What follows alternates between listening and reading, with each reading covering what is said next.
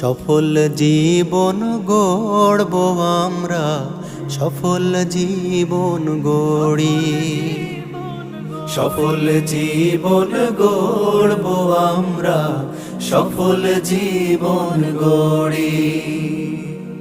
আমল কবুলের শর্ত জেনে, আমল কবুলের শর্ত জেনে প্রতিটি আমল করি।